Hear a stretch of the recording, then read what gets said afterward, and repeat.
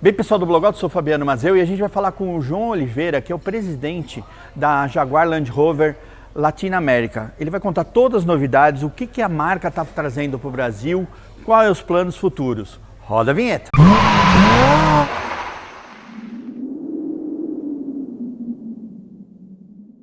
Então, pessoal do Blogout, a gente está aqui no Circuito Pan-Americano e a gente vai conversar com uma pessoa que eu considero um amigo, o João Oliveira. João, obrigado.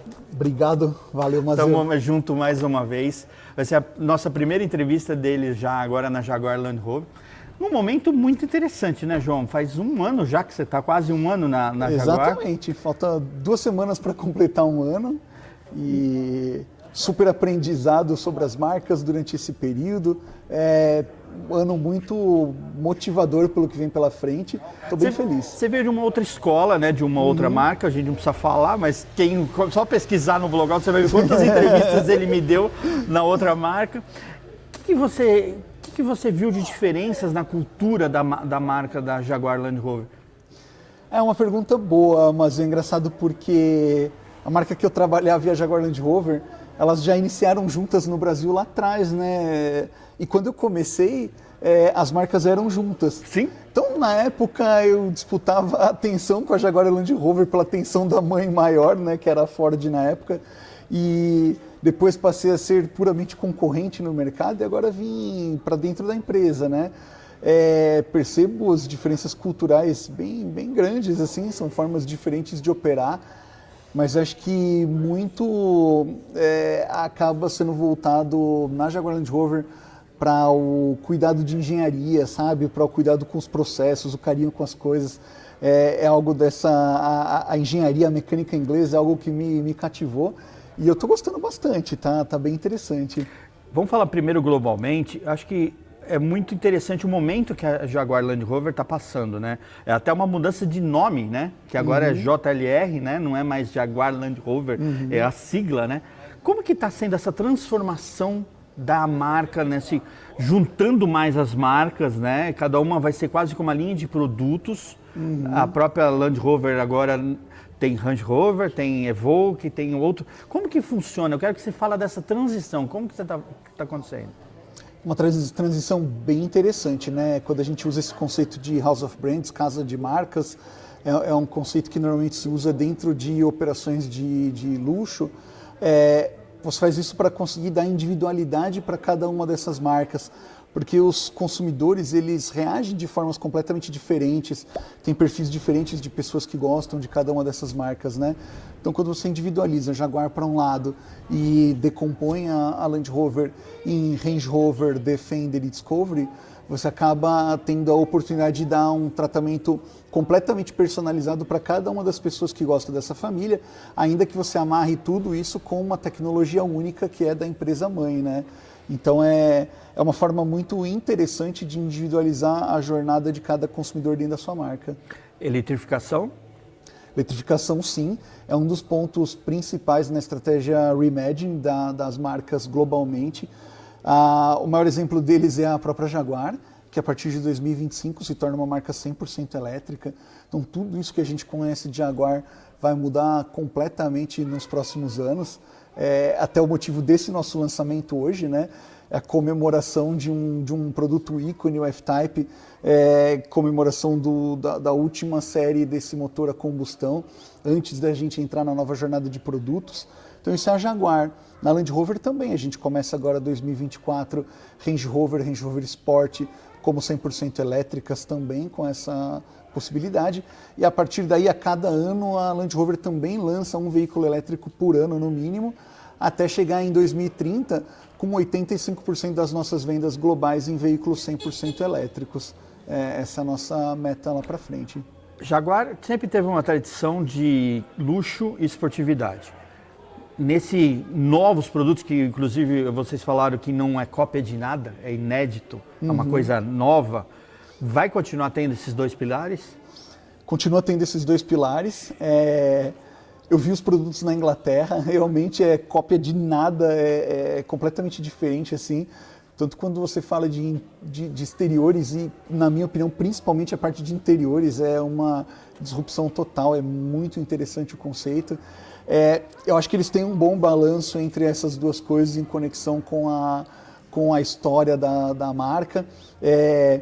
Tem uma dessas duas alavancas que, na minha opinião, vai se sobressair, mas eu, por enquanto, não vou dar spoiler, não.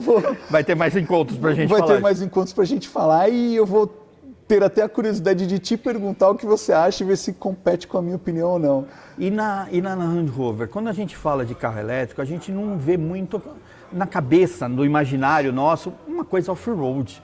E vai continuar tendo essa tradição do off-road, essa referência que a marca sempre foi? Sem dúvida, a Land Rover nunca vai abandonar isso. E quando a gente fala de tecnologia mesmo, as possibilidades de você dar um tratamento off-road para um carro 100% elétrico são gigantescas, né? Você sabe, um carro elétrico ele tem um torque ali máximo instantâneo. Então, a forma como você pode comandar esses motores e sincronizar eles, muito do que hoje se tem que fazer mecanicamente no carro, você vai conseguir fazer um tratamento eletrônico sem igual nesses carros. Então, é parte do desenvolvimento da marca e as nossas marcas dentro da família Land Rover vão continuar sempre com a tradição off-road que sempre tiveram. Serão 3 linhas de produtos na Land Rover. Range Rover, Defender... Que fica como mais luxo. Aí cada uma tem essas características. A Defender, né? mais o off-road, né? O raiz, né? Isso. E o Evoque... E a Discovery. Discovery. A Discovery mais versatilidade. O Evoque é na Range Rover também, né? Range Rover Evoque. Tá. Hoje a família Range Rover é Range Rover Evoque, Velar, Range Rover Sport e a Range Rover coroando essa família, né? Legal. Então esses são os produtos dessa família. E a terceira família é a Discovery, que tem um caráter mais versátil, mais familiar, é uma que acaba tentando juntar aí um pouco dos dois mundos. A gente falou um pouco do global, mas você é o CEO que cuida da parte Latinoamérica. Como que está, depois a gente fala do Brasil, como está o resto da América Latina, as marcas?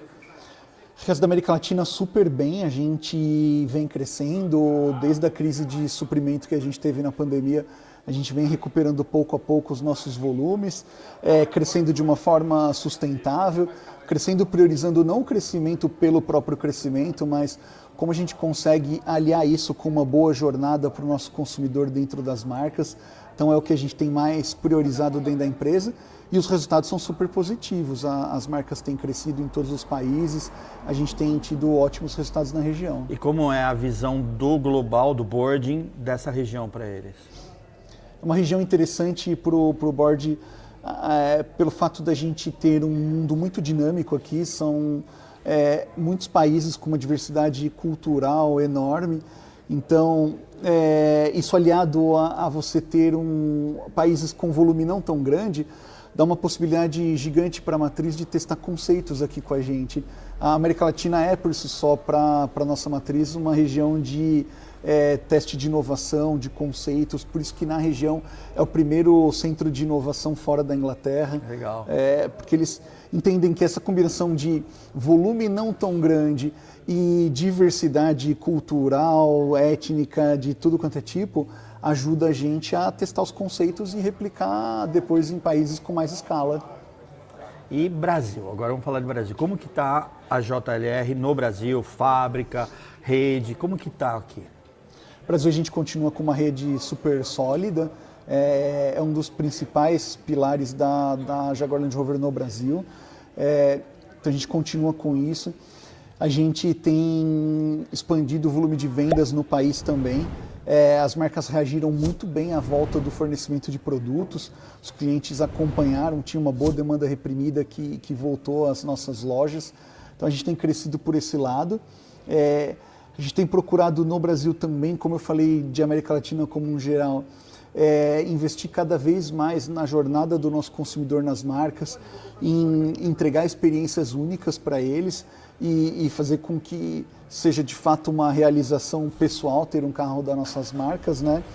E também aqui no Brasil a fábrica, né?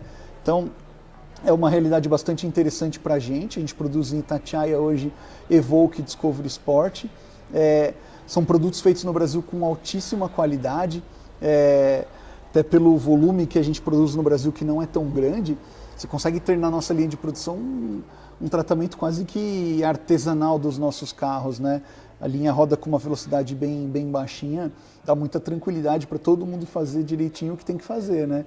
Eu estou sempre por lá, estive lá semana passada e pelo menos uma vez por mês vou a Itatiaia e o potencial que a gente tem lá é gigantesco, né? O meu maior trabalho nesse momento está sendo discutir com a matriz e com o próprio governo brasileiro quais são as condições adequadas para essas novas famílias de veículos elétricos a gente implantar a produção aqui no Brasil e ser talvez o primeiro lugar fora da Inglaterra que a gente também produza carros elétricos, né, na Jaguar Land Rover.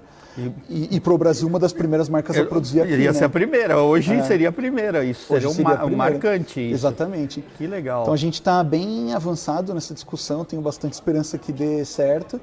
E vai ser um ganho enorme ali para o Rio de Janeiro, para a região da Baixada Fluminense. Um ganho excepcional para as pessoas que trabalham com a gente hoje, né, que vão ter aí um produto de altíssima tecnologia de vanguarda para poder montar lá na nossa fábrica também em Itatiaia. E para o consumidor brasileiro, que vai ter acesso a um produto super diferenciado. Eu vou fazer um pedido cobrar. Eu nunca fui nessa fábrica, tá? Uma das você é meu poucas que eu não convidado. conheço. Eu quero conhecer. Eu vi que vocês tiveram uma ação agora com clientes de carros de uma série especial que vocês entregaram lá. Exatamente. Achei muito legal isso também, achei bem legal. Você vai ver isso acontecer cada vez mais e a gente vai junto lá. A gente tem na nossa fábrica... Primeira possibilidade das pessoas conhecerem de perto uma fábrica de automóveis que pouquíssima gente tem a chance de ter isso, né? Segundo lugar, a gente tem lá uma clínica de restauração de veículos clássicos da marca. Legal! Então é um lugar onde sempre que alguém visita a fábrica comigo se encanta, porque ali a gente pode tratar o nosso passado, a nossa história com todo carinho. Tem pessoas que são apaixonadas pela marca e podem ali realizar o sonho de restaurar, deixar aquele carro como novo. E você vai, esse limite do sonho é tão legal, porque estava conversando um dia com um cliente, por exemplo, ele deixou o carro dele para restaurar lá, e ele falou, olha, eu quero que restaure meu carro inteirinho, que ele fique perfeito, mas esse amassado aqui da porta eu não quero que tire, não.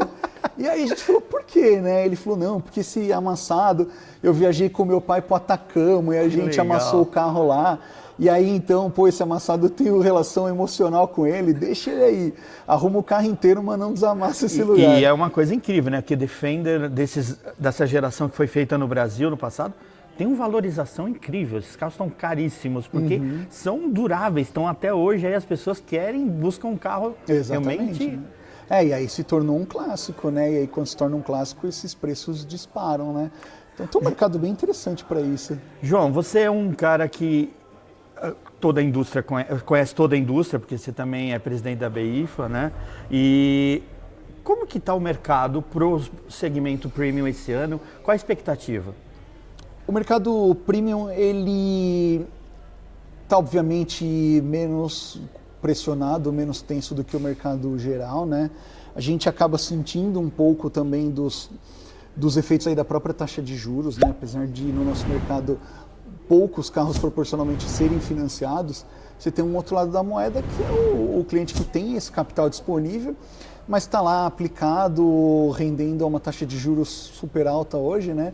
E talvez esse cliente, entendendo que daqui a pouquinho o juro vai abaixar, não quer ainda desaplicar, quer aproveitar aí até o último minuto de rendimento mais alto para depois fazer. Então, com alguns clientes a gente ainda tem um pouco de dificuldade por esse lado, mas o mercado, de certa forma, está andando. É um cliente ainda que procura usar o melhor que tem acesso, né? Então, por mais que postergue um pouco a compra, tal, mas é uma compra que acaba acontecendo.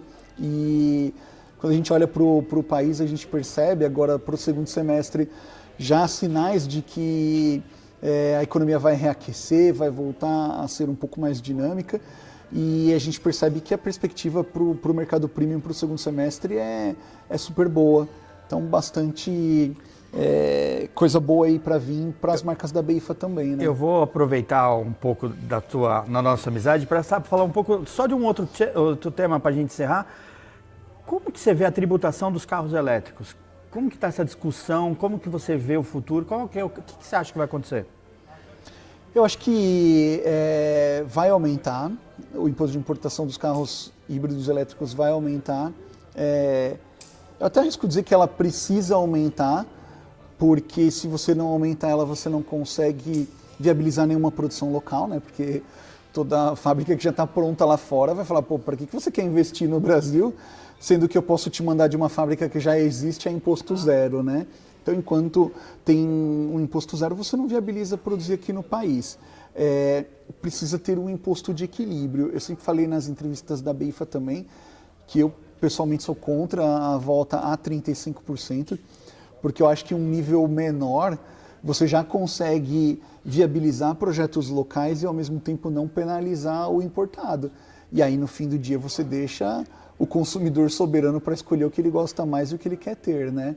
Então, eu acho que nem 0, nem 35, o governo precisa aterrissar aí no meio do caminho que equilibre o potencial nosso de produzir no Brasil e o potencial de importar também. E eu acho que é uma oportunidade para o país agora, atraindo esses investimentos, da gente se recolocar nessa nova cadeia global de automóveis, né? O mundo está se reconfigurando com a eletrificação e a gente tem chance de fazer a diferença para o mundo. Eu tive com o nosso vice-presidente Geraldo Alckmin, né, que também é ministro de Desenvolvimento, Indústria e Comércio, falando especificamente do nosso projeto Land Rover. E o que eu disse para ele é que o Brasil tem um mercado interno de 2 milhões, 2 milhões e meio de carros, pode chegar a 3, 4, sei lá. Só que se a gente ficar fechado para o mundo, a gente está se concentrando num mercado de 2, 3, 4 milhões, esquecendo que o mundo vende 90 milhões de carros. E que numa reconfiguração completa dessa, se a gente não optar em beneficiar nenhuma rota tecnológica, se a gente for isento na parte regulatória e a gente promover condições de investimento no Brasil, a gente pode ser relevante para acessar esse mercado de 90 milhões de carros. O nosso projeto, o Land Rover, por exemplo, ele inclui uma possibilidade de produzir aqui para exportação para os Estados Unidos. E aí a gente fala de fazer volumes completamente diferentes do que são feitos hoje na fábrica, né? Então é isso que a gente precisa para o futuro e é assim que eu entendo que é o melhor, um equilíbrio de imposto de importação entre o que você precisa para viabilizar o local e que você também, a partir daí, não penalize o importado. João, só posso agradecer mais uma vez. Obrigado, Mazeu. Obrigado. Prazerzaço. A gente se vê esse ano ainda. Com certeza. Com certeza? É isso aí. Obrigado, pessoal. Valeu, pessoal. Obrigado.